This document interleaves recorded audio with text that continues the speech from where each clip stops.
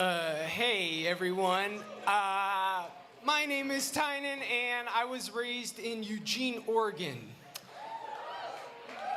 Yeah. Growing up, I was a sensitive kid who dreamed of being a tough guy gangster type. Dream that was born when my mom bought me Dr. Dre's The Chronic for Christmas when I was 10 years old. Yeah. I asked for it. It wasn't her idea. During my freshman year in high school, I was super shy, and I spent a lot of time daydreaming. And my favorite daydream was that of being a 15-year-old rapper who'd win the heart of every girl in school with my incredible skills on the mic. And I didn't want to just be any rapper. I wanted to be a member of the Wu-Tang Clan. Those are my guys. This guy's throwing up the W. Yeah, I figured if they let Capadonna in, I'd have a chance, but it's a little joke for my woo heads. The day I discovered Enter the 36 Chambers, I remember blasting Wu-Tang Clan Ain't Nothing to Fuck With in my backyard while I did cannonballs into one of those shitty 2 feet deep above ground plastic pools with the cartoon animals around the side. It was a great day. So, after a few failed attempts at rapping under the alias Golden Playboy, thought it was real good at the time. I soon shifted my sights to my own personal Winnie Cooper, Heather Hinkleline, the girl I dreamed of day in and day out for about 2 weeks. I took to my journal where I pined over Heather, and the following entries reveal a lovesick 15-year-old who had the heart of a poet and the vocabulary of Flava Flav. So, and at the end of each entry, I felt it necessary to notate what I wore and ate each day. So, heads up on that. February 10th. Today was fat. I have this weird feeling about Heather. I love? Nah. Man, she is my idol. What the fuck? I somehow became mesmerized with her. She rules. I did nothing but print internet files today. Mr. Johnson sucks ass. I wore a Houston Rockets hat, white turtleneck, ivory pants, and 8 chili dogs. Peace, one love. Is that untrue for that day?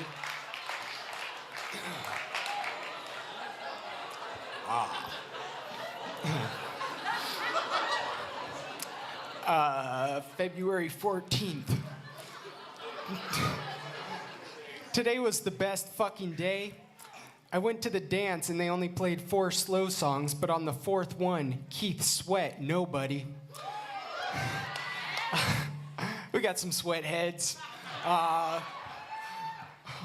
asked Heather to dance and we did. That rules. I went on and on about how beautiful Heather Hinkleline was at the Sheldon game and dance. I got $10, buttered popcorn, jelly beans, and gel hearts from my mom. I gave my parents woo love. I don't know what that is. Still. I wore a tucked-in Hilfiger polo, Docker khakis, and a SoCal hat. I ate beefaroni. Peace, one love.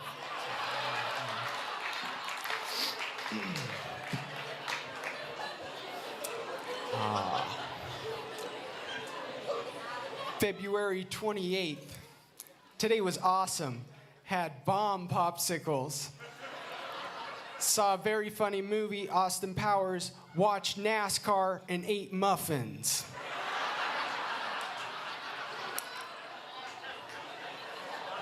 Pretty good day, I'd say. I spent the night at Brandon's and fantasized about his sister. I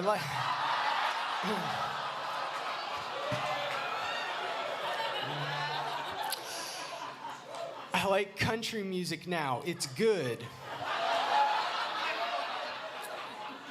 I want to fuck Heather. I wore a top dog tee, Indiana Pacer shorts, Knicks hat, and ate kid cuisine. Peace, one love. As the 28th. March 9th. Today sucked. Notorious B.I.G. died today at 24. Yeah. Left with a hole in my belly. Heather makes me fucking lovesick. I miss her. She found out I liked her because of Chris. What an idiot. It was straight up whack. I have got to keep pushing despite advice otherwise. Never let go of my dream. I can't. She's too perfect to give up, and I will win her over. Watch me gain soldiers and develop a fat army to win her. For someday she will be mine. Watch me because I will win. I wore a royal blue Nike shirt, jeans, and ate French toast. Peace, one love. Oh. So in high school, I never got the girl, but in my journal, I was free to create stories where the exact opposite occurred. So it was here I wrote erotic tales where Heather was free to act on her secret desires for me. The following are taken from a series I titled 5 Realistic Stories from Da Bin. I have no idea what Da Bin was, and I only wrote 3, so.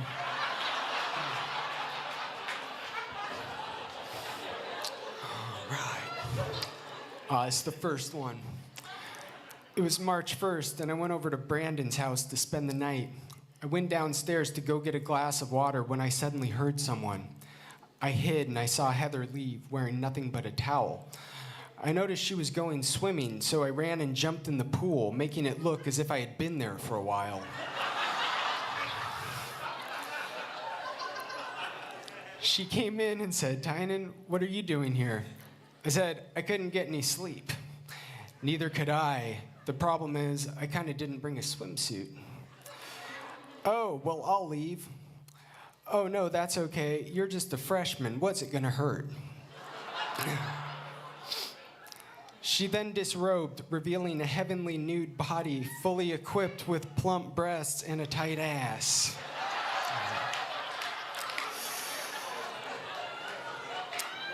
Happy International Women's Day, you guys. I just wanted to say that for you.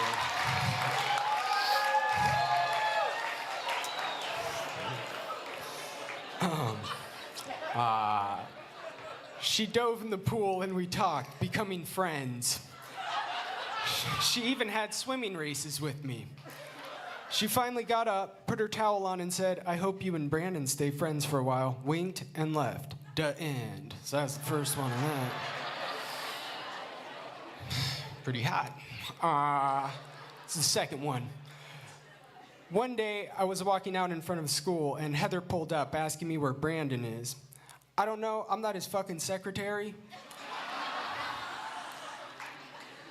She asked if I wanted to go to lunch. Desiree, Heather's hot friend, who I also had a thing for, was in the seat next to me and said, "Freshman," and rubbed her tits in my face and her legs all over me, continuously laughing at me in a game of testosterone Tetris.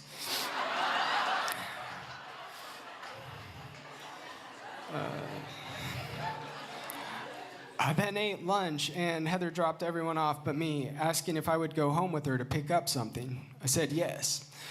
So when we got there, she told me to just watch TV. From where I was sitting, I could see her undress. She said, "Enjoying the view?" I blushed in embarrassment, constantly stating, "I'm so sorry."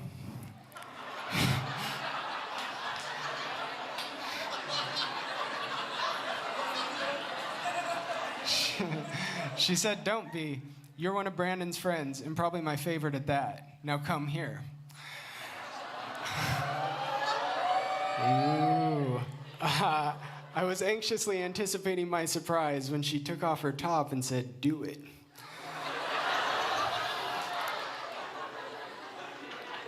"Do what?" I said.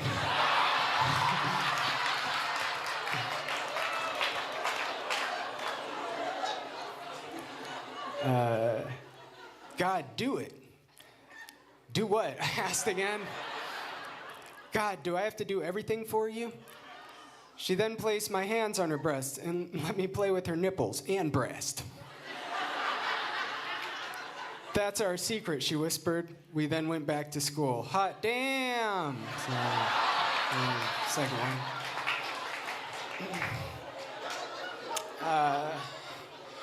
This is the final one. It was a shitty Sunday, but it was about to get better. Heather was stopping by for me to take some nude photographs. I know it sounds odd, but we were friends, and we were ready to do something kinky. She then dipped her breasts in ice-cold milk and made me lick it off.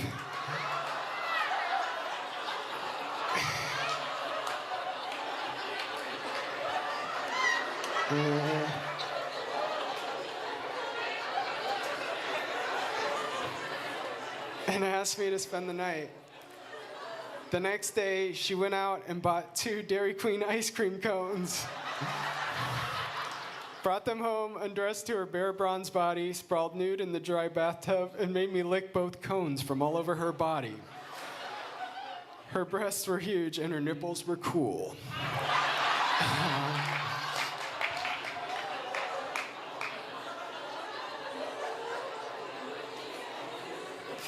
This sucks. I was so horny that I had to do something. We then went to the kitchen, and as she was reaching down to get some milk from the fridge, I could see how fine her ass was. So I grabbed the gallon of milk, dumped it all over both of us, and she uncontrollably pulled me down to the ground, and we had milk sex.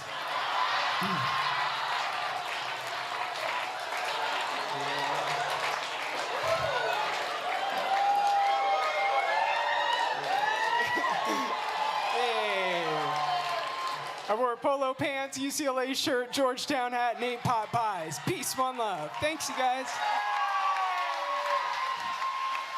Wow.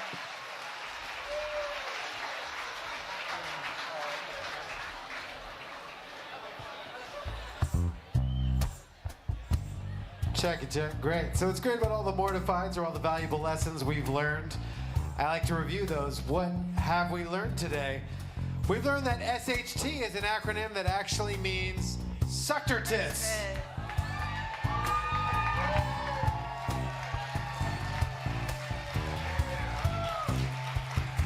We learned if you can't have the boyfriend you want, a scarecrow boyfriend is great to make out with.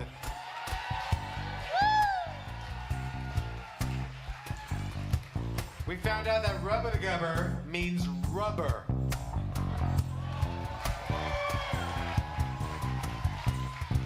We learned that if you wear blue lipstick, you run the risk of being called a Papa Smurf cocksucker. And last but not least, we discovered a new form of sexual titillation, milk sex! But what we learned in every mortified is that we are freaks and we are fragile and we survive. Please give it up for all the performers who share themselves this evening. And can we get a round of applause for the freaks?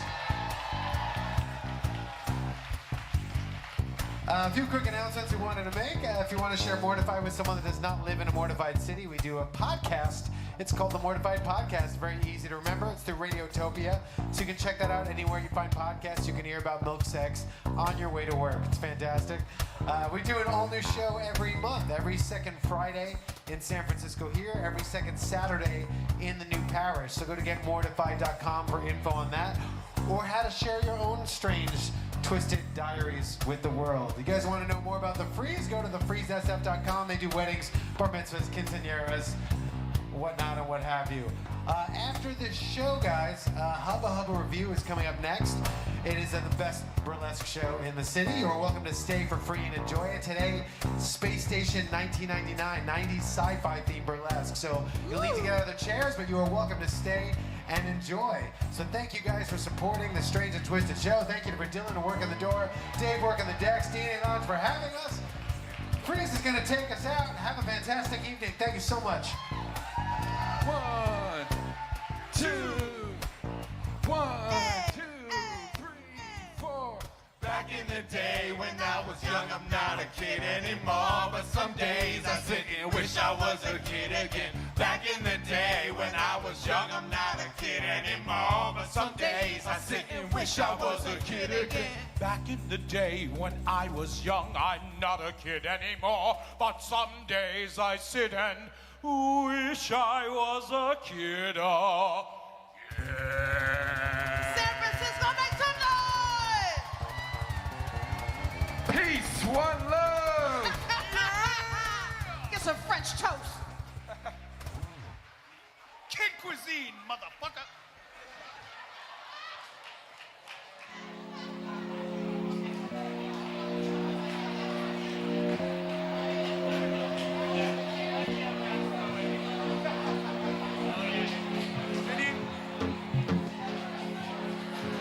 Good evening, people of Mortified. We are Hubba Hubba Review. We will be doing our big 1990s sci-fi show here tonight in just a little bit. If you want to stick around, you absolutely can. All the seats are sold to Hubba Hubba customers, but you can stay in the room and watch as we bring you the finest in Women in Black, Lilu's, various runaway dinosaurs, and all the fun you can have in the 90s sci-fi world in burlesque on this stage tonight. We'll be on in just about half an hour. Have a slice of pizza, grab a drink, and come back for Hubba Hubba Review's Space Station 1999.